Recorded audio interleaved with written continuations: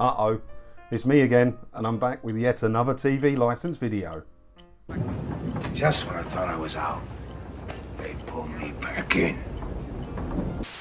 I don't think the BBC should be scrapped or abolished, or it should no longer exist. I just don't think that people should be forced on pain of imprisonment to pay what is essentially a highly regressive poll tax that hits poorer people disproportionately hard. You have to ask yourself whether that kind of approach to funding a TV, a media organisation, still makes sense in the long term, given the way other organisations manage to fund themselves. That's all I will say. It's time, I think, to scrap the BBC licence fee. Whether you want to buy the BBC as a service in your living room should be up to you. Yes, I mean, the idea that we are being taxed in order to pay Graham Norton $2 million a year.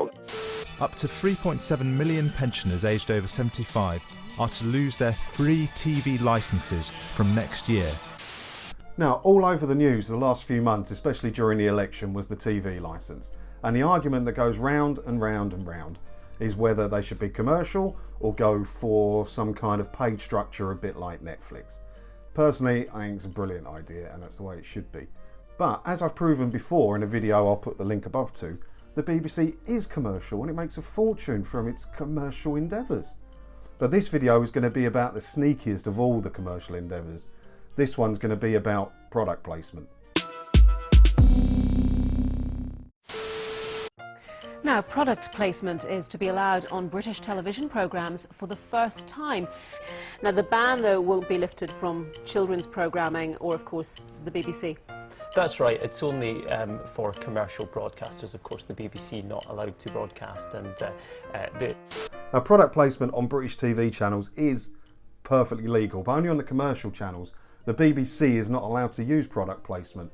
Now, if you're watching ITV and you're X Factor or some other dross on the TV, you may notice a little P in the bottom corner, and that's where a company is paid to have their product on there.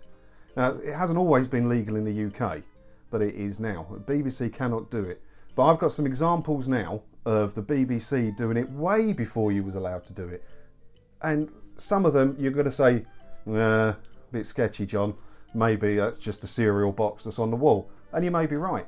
But I've got one example that I'll show you in a minute that is just ridiculous and they can't deny it. You wait, watch this. The BBC has been given rare access to a man on the front... Now, I spotted this on the BBC News YouTube channel yesterday, which was the 27th of February. You tell me what you think is wrong here. Like a tide, and we do not have enough beds available for everyone. So do you think a still shot of some Sennheiser headphones is doing anything for the editorial content of a coronavirus film? I think things are holding up better. You'll think of somewhere special for him. Just not my kitchen table. Did you spot it? Alice should have him. It's her dad, wasn't it? When it suited him, yeah. Yeah, come on. Oh, I could really eat some Asda branded bran flakes about now. Okay, so one of the worst offenders in this for the BBC is Only Fools and Horses. I mean, just look at this shot. There's a fairy bottle on show, an Asda bag, but you wait, this gets ridiculous. See, and this is just so blatant, look. We are? Yeah, I'm okay. Bit of backache. Don't forget to deliver our birthday present. No, all right. And don't forget to clearly display your Asda shopping bag to the camera. Hey, Rodney, you'll never guess what? I only bought a new car. Good, Bennett. So I've watched every episode of Only Fools and Horses over the years. I love it. And in the early episodes, you'll see when they read a paper, it's always the Peckham Echo. But look what happens in the later episodes. And you cannot tell me that this isn't blatant product placement. Watch. Morning, Sid. What do you fancy, brothers? I'm sure he's wrong. You both got tickets for Saturday's party? I can tell you're looking forward to it. Egg and chips, please, mate. What do you want, Rodney? Something that was fresh this morning. All right, give him the Daily Mirror, will you? Good morning, Rodney. How are you? I'm all right.